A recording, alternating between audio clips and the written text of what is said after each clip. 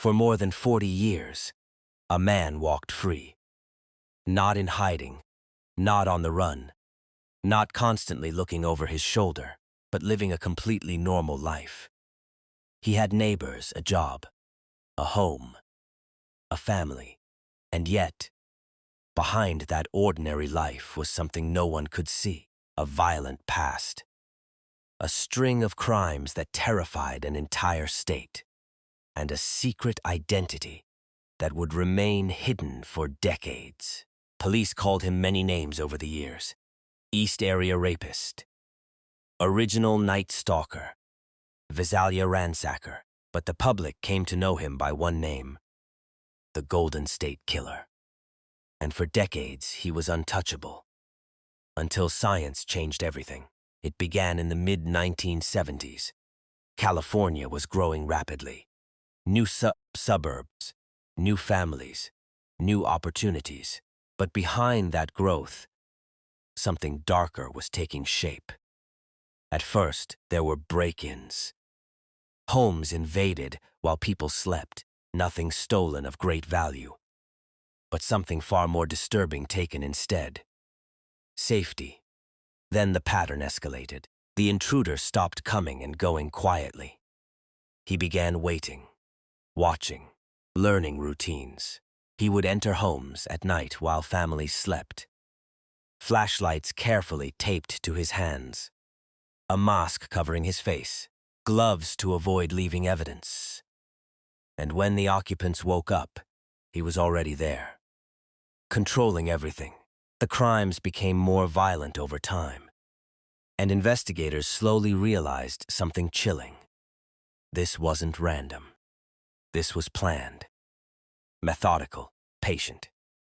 And whoever he was learning.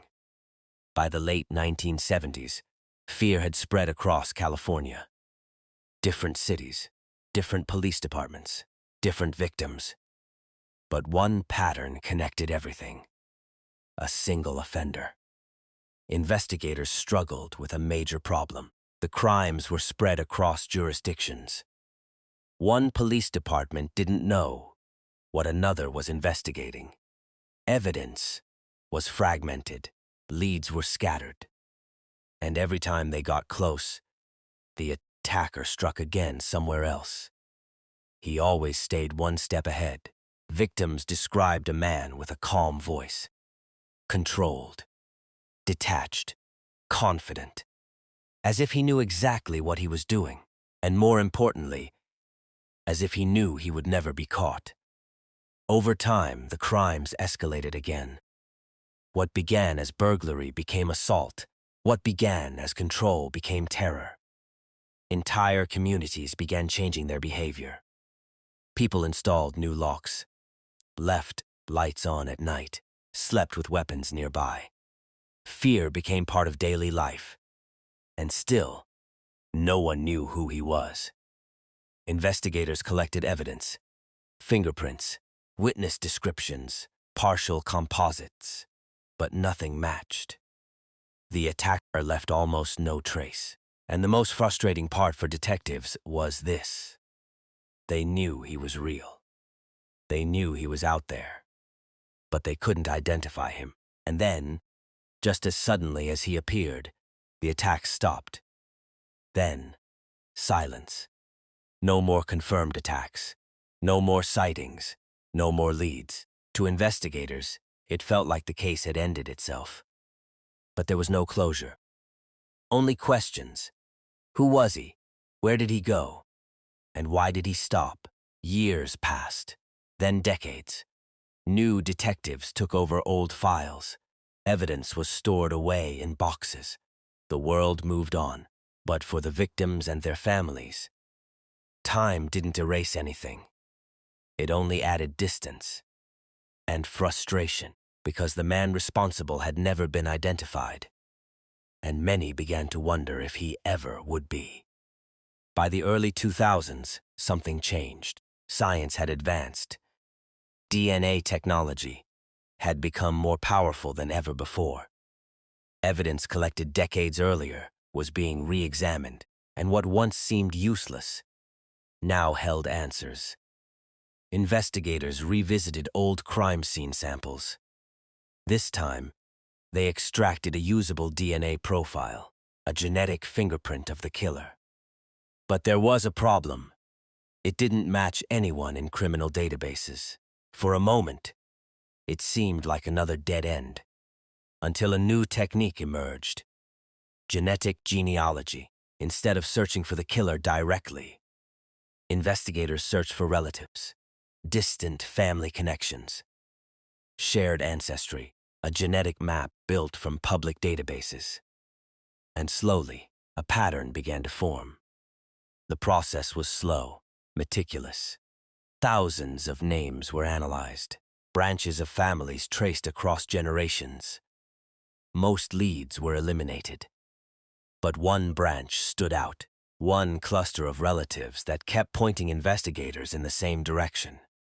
And at the center of it all, a man named Joseph James DeAngelo, a former police officer, a mechanic, a quiet suburban resident.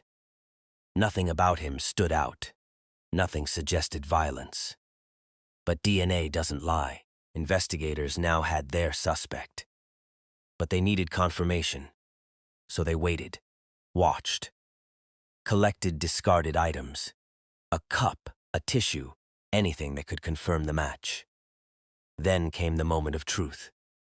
The lab results returned. A match. After more than 40 years, the identity of the Golden State Killer was finally known. On April 24, 2018, police moved in. Joseph James DeAngelo was arrested outside his home. Quiet, sudden, unavoidable. The man who had once terrorized California suburbs now stood in handcuffs. For investigators, it was the end of a decades-long pursuit. For victims, it was the beginning of answers. But one question remained. How did he live so long without being caught? Neighbors described him as ordinary, unremarkable, even friendly. No one suspected the truth hiding in plain sight, and that was what made the case so chilling. In court, the evidence was overwhelming.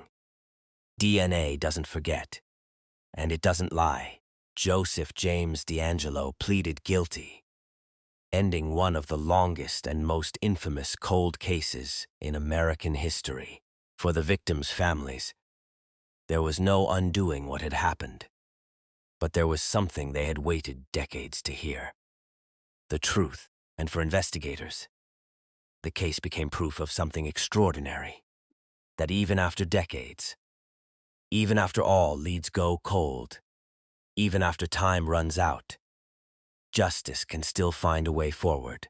Because in the end, it wasn't luck that solved the case. It was science. So the question now is this: how many other cases are still out there, waiting for technology to catch up?